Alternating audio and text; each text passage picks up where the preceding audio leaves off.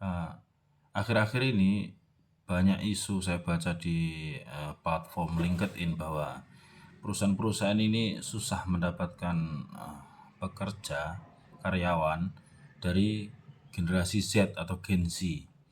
Eee, Meskipun mereka mendapatkan, itu tidak bertahan lama. Jadi, ada Eee, prasangka atau apa ya istilahnya, seperti stigma gitu bahwa, "Oh, Gen Z ini nggak tahan banting, terus malas bekerja." Sebenarnya, mereka ini bukan malas ya, karena mereka lahir sudah di era yang sangat maju, mereka sudah ada internet gitu, dan kemudian mereka ini punya idola-idola baru yang bahwa bekerja itu tidak harus, seperti yang dipahami oleh generasi saya atau generasi-generasi sebelumnya itu. Mereka sudah melihat bagaimana kayanya seseorang itu dari konten-konten YouTube kan, YouTuber banyak baik di Indonesia maupun di level internasional. Kemudian yang di bidang lain misalnya ada juga seorang yang namanya David Noah ya, yang dia bisa mendapatkan 1 juta dolar atau 16 miliar di usia 22 tahun. Nah, dia ini seorang lulusan SMK pariwisata sebenarnya. Jadi profilnya banyak juga bertebaran di YouTube, kemudian dia masuk ke pasar saham dan dia memang benar-benar mulai dari nol ya. Dia dulu jualan, sekolahnya juga susah, terus kemudian dia mulai menabung sedikit demi sedikit di pasar modal, kemudian dia berhasil dari investasi sahamnya itu sampai mencapai 16 miliar rupiah kalau dirupiahkan di usia 22 tahun. Kemudian kita juga ada Timothy Ronald.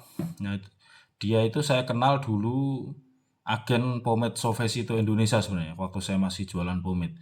Nah, dia anak SMA tapi omsetnya sudah luar biasa.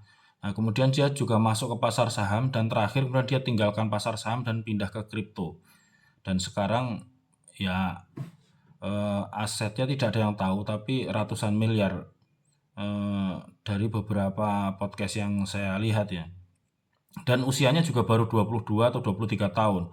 Jadi hal ini merubah mindset anak-anak sekarang bahwa menjadi kaya itu tidak harus kerja 20 apa berapa puluh jam seminggu kemudian berangkat tiap hari seperti itu. Jadi mereka masuk ke dunia kerja itu ngumpulin modal untuk invest.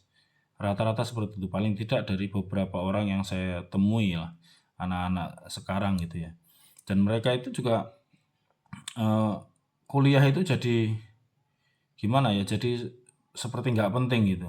Jadi mereka ini fokus bagaimana mencapai 1 juta dolar di usia berapa gitu. Sekarang yang tren seperti itu.